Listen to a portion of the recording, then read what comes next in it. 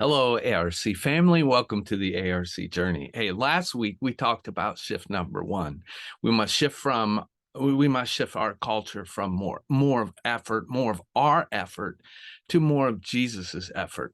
And we used Ephesians chapter 1, verses 22 and 23. But when I was in church on Sunday, Pastor Will Miller at the Kingwood Church of God talked about the paralyzed man at the pool of Bethesda found in John chapter 5. And that fits perfectly. A matter of fact, during the service, I'm thinking, okay, God, this is me. This is absolutely me. It's more about my effort than Jesus's effort in my life. And I have a suspicion that this probably can relate to you. Jesus goes to the pool. There's the paralyzed man who is laying there, invalid.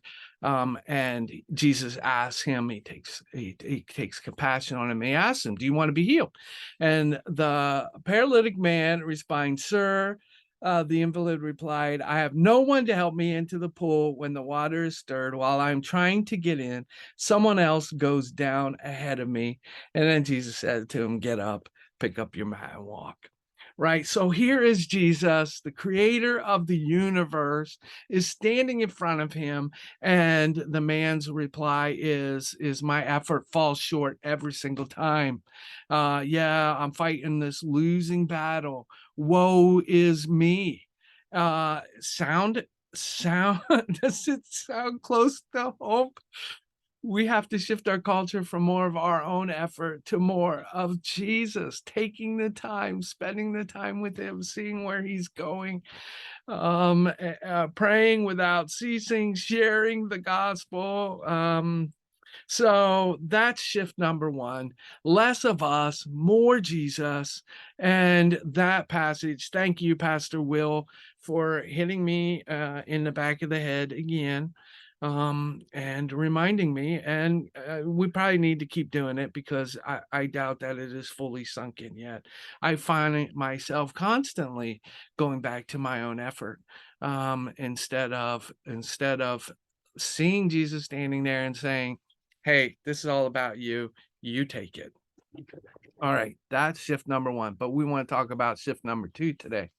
And that comes from Ephesians 2:10. For we are God's handiwork, created in Christ Jesus to do good works, which God prepared in advance for us to do. Ephesians 2:10. So we have to shift our culture from seeing people as volunteers to seeing them as unique masterpieces with a mission. So when we talk about volunteers, we're talking about someone who's giving a few hours every week. They're engaging in a ministry that requires them to join a program in our local church or in a partner organization. So we see people as wheels or cogs to fit into the machine to make these programs work. So we can therefore fulfill the vision or of the church that's designed by our boards and stuff. But what happens if we shift that? And through the process of disciple making, we are continuously asking the question, what's God telling you? What are you going to do about it? How can I pray for you or help you? And who do you need to ask to join you on this journey?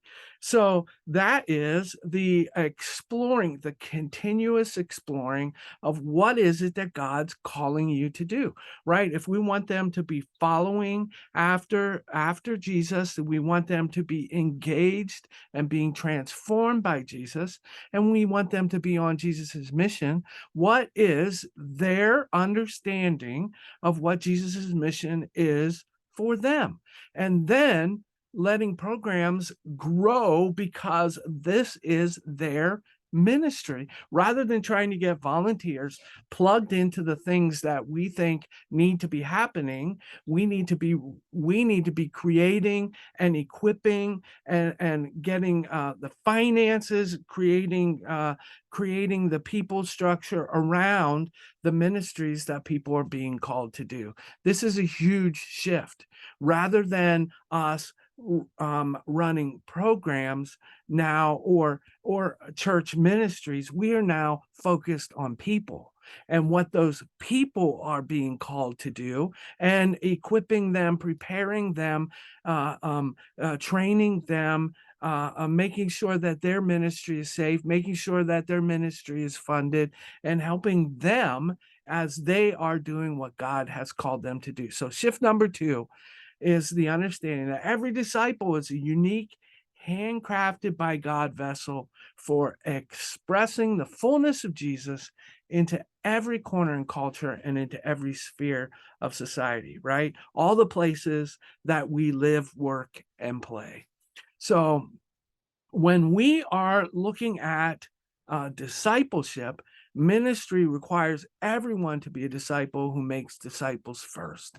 And secondly, it requires disciples to fulfill their personal calling. What is it that what is the mission that God is calling me to be on?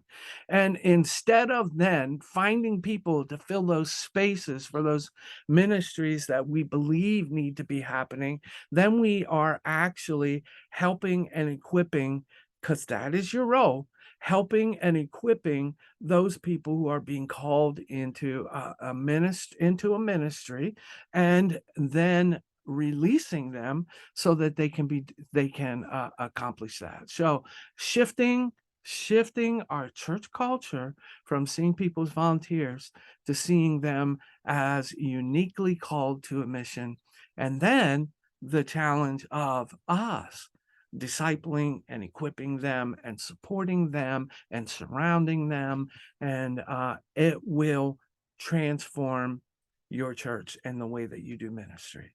That's the second shift. um, May 19th and 20th, we have our conference in session, and it will be at the Kingwood Church of God. And we are so thankful for the Kingwood people that are helping to put this all together. The food is going to be phenomenal. The worship experience is going to be just incredible, because it is the youth worship team of the Kingwood Church of God, and they are on fire. If you want to experience something, you need to be there to see and be a part of that worship experience. I guarantee you, you will be touched to see what God is doing in the lives of those teens. That's what I wanted to share with you. Keep shining, and we will talk to you next week.